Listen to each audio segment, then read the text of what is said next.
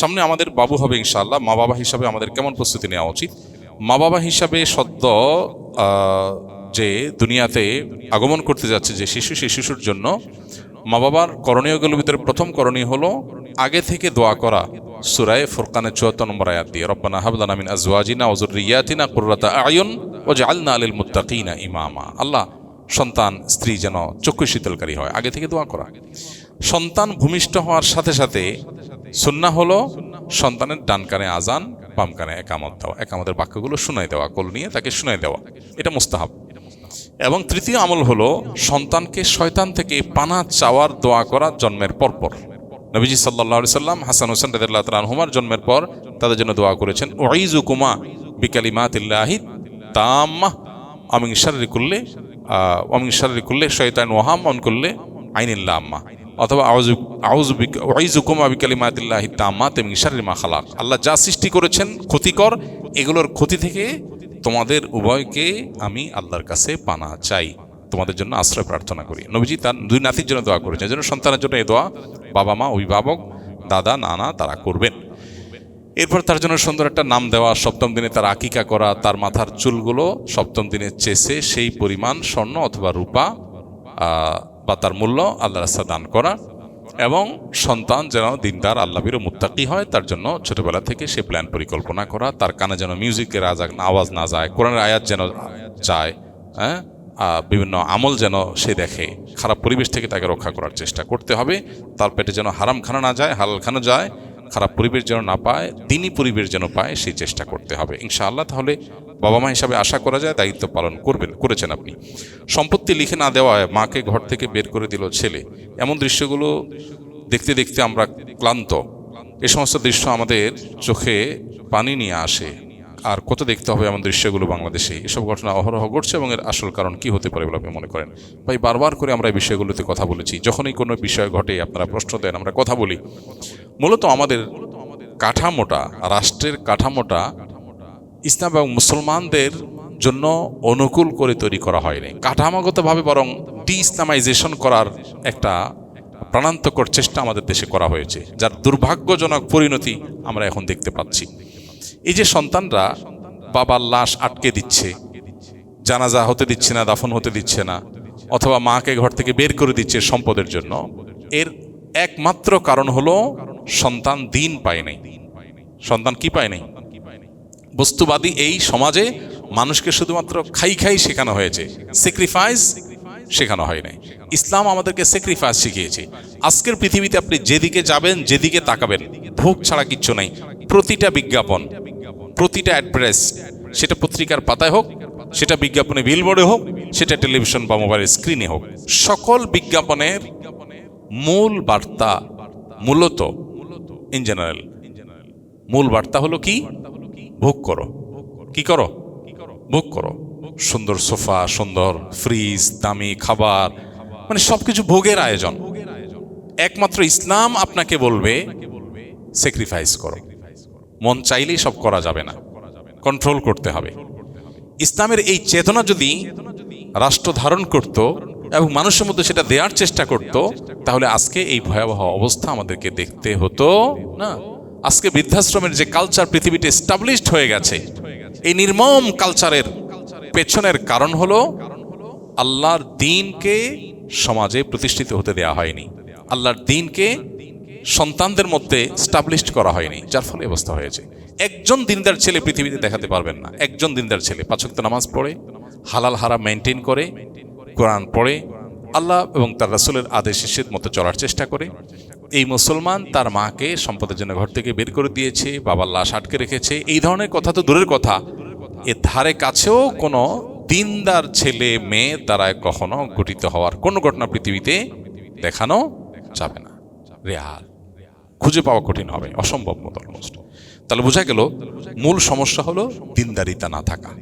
এই জন্য সন্তানকে দুধে ভাতে রাখার চেষ্টা করেন, অসুবিধা নাই, তার আগে চেষ্টা করবেন সন্তান যেন মুসলমান হয়, আল্লাহ ভীরু হয়। আর না হলে ভাবসাবটা হবে ঠিকই, ভেতরে সব ত্রাস হবে। সমাজে খুব ভাব ধরবেন, ছেলে এটা করে সেটা করে, কিন্তু ভেতর দিয়ে কষ্ট থাকবে। ছেলে তো আপনার পরিচয় দিতে চায় না। আল্লাহ তাআলা আমাদেরকে বোঝার তৌফিক দান করুন। জীবনে অনেক নামাজ কাজা করেছি, নামাজের জন্য এখন কি করব যাতে সব কাজাগুলো আদায় হয়ে যায়। যত নামাজ কাজা হয়েছে এই নামাজগুলো আদায় করতে হবে কিনা। একদল উলামা ইকরাম বলেন যে না, আদায় করতে হবে না। মূলত এটার পেছনে আরেকটা ইখতিলাফ আছে, সেটা হলো যে নামাজ ত্যাগকারী ব্যক্তি ইচ্ছাকৃত নামাজ ত্যাগ করে দিলে মুসলমান থাকবে কি থাকবে না, কি বলেন? আপনারা কি না থাকলে সে মত স্বাচ্ছন্দ্যের সাথে গ্রহণ করবেন? মানে গ্রহণ কোনটা করবেন না করবেন ইস্যু না, এটা হচ্ছে দলিলের ইস্যু। কিন্তু সাধারণত আমরা তো এই মাসআলায় আসলে বলি না না না, মুসলমান থাকার পক্ষে হলে আমাদের জন্য সুবিধা হয় নাকি।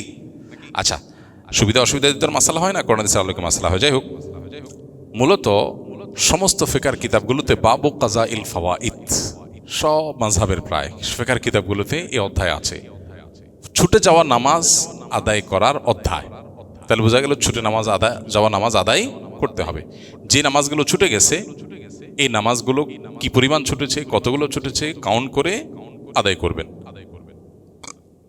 প্রত্যেকটাকে জীবনের প্রথম নামাজ নিয়ত করে করবেন। জীবনের প্রথম ফজর আদায় করলাম 2 রাকাত, এর পরেরটা আবার প্রথম হবে, কারণ পরেরটা শেষ হয়ে গেল যখন, এর পরেরটা এসে প্রথম হলো। এখন এভাবে নিয়ত করে করে প্রত্যেক নামাজ প্রায় শেষ করবেন। ধরুন আনুমানিক 500 ওয়াক্ত নামাজ কাজা হয়েছে, আপনি ক্যালকুলেশন করে বের করলেন, 500 ওয়াক্ত পড়ে শেষ করবেন। চেষ্টা করতে করতে যদি মৃত্যু হয়ে যায় তাও তো আপনি চেষ্টা করতে করতে মৃত্যু হলো, আশা করা যায় আল্লাহ তাআলা মাফ করবেন। চট্টগ্রামের বাঁশখালী, লোহাগাড়া এবং সাতকানিয়া এলাকায় বন্যা ভয়াবহ অবস্থা ধারণ করেছে। আসন্না ফাউন্ডেশন থেকে এই সমস্ত এলাকায় কোনো বন্যার তাদের জন্য কার্যক্রম চলবে কিনা। আলহামদুলিল্লাহ, ইতিমধ্যে আমাদের টিম বন্যা দুর্গত এলাকায় উদ্দেশ্যে চলে গেছে এবং সেখানে পাহাড়ি ঢলের কারণে, অতিবৃষ্টির কারণে মানুষের জনজীবন বিপর্যস্ত, প্রচণ্ড রকমের বন্যা পরিস্থিতি সেখানে তৈরি হয়েছে। আমি উদাত্ত আহ্বান করব সে সমস্ত এলাকার মানুষদের প্রতি, এই সময়টাতে, বন্যার শুরুর সময়টাতে মূলত দরকার হলো আশপাশে মানুষের সহযোগিতা। দূরের মানুষ গিয়ে যতটা সহযোগিতা করতে পারে, বন্যার শুরুতে মূলত কাছের মানুষের সবচেয়ে বেশি সহায়তা করতে পারে। ধরুন একটা পরিবার, তাদেরকে উদ্ধার করা দরকার, তাদের ধান চালগুলো ডুবে যাচ্ছে, কারোর বিল্ডিং আছে, তার উচিত হলো তার বিল্ডিংয়ে স্থান দেওয়া, তার ছাদে স্থান দেওয়া। এই সময়টাতে আমাদের মানবিক হতে হবে।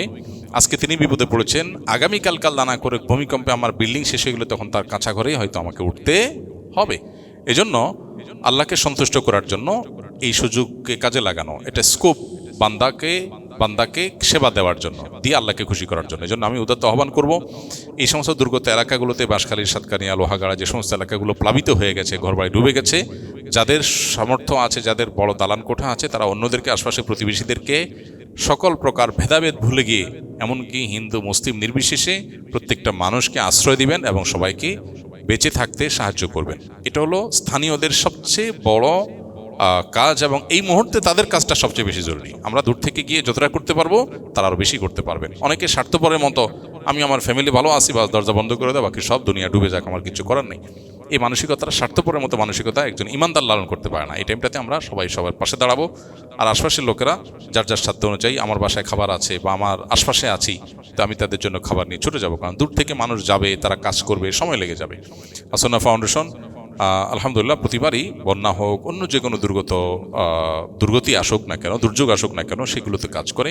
আমরা এখানেও কাজ করবো ইনশাআল্লাহ। শুধুমাত্র ত্রাণ কার্যক্রম নয়, আল্লাহ চাহেন তো যদি ঘরবাড়ি ক্ষতিগ্রস্ত হয়ে থাকে, বন্যার পরে ইনশাআল্লাহ পুনর্বাসন করা, ঘরবাড়ি করে দেওয়া। মানুষ তো সাধারণত আপনার চিড়ামুড়ি এটা সেটা দিয়ে চলে আসে, আসন্না ফাউন্ডেশন সেটা করে না, বরং আসন্না ফাউন্ডেশন শেষ মুহূর্ত পর্যন্ত কাজ করে। আমরা ইনশাআল্লাহ শুধু ত্রাণ না, ত্রাণের চাইতে বেশি ইনশাআল্লাহ পুনর্বাসন কার্যক্রম করব। ত্রাণ তো করবই, ত্রাণ কার্যক্রম তো চলবেই। এই মুহূর্তে যে ক্রাইসিসটা আছে, একটু পানি শুকায় গেলে তখন মেইন ক্রাইসিসটা শুরু হয়। তখন খাবার দাবার, যারা উপার্জন দিন আনে দিন খায়, তাদের চাল ডাল থাকে না। তো আমরা প্রতি বছরই চাল ডাল দিয়ে তাদেরকে অন্তত 1-2 মাস যাতে তারা যেন সার্ভাইভ করতে পারে, মাথা সোজা করে দাঁড়াতে পারে, সেই ব্যবস্থা আমরা করি। তো ইনশাআল্লাহ সাময়িক ত্রাণ কার্যক্রম, তারপরে পার্মানেন্ট ত্রাণ কার্যক্রম এবং পুনর্বাসন কার্যক্রম, 3টে আমরা করবো ইনশাআল্লাহ সাধ্য অনুযায়ী। ইতিমধ্যে আমাদের টিম দুর্গত এলাকার উদ্দেশ্যে রওনা হয়ে গেছে। আল্লাহ তাআলা দুর্গত ভাইদের দুর্গতি দূর করে দিন, তাদের কষ্ট আল্লাহ তাআলা লাঘব করে দিন।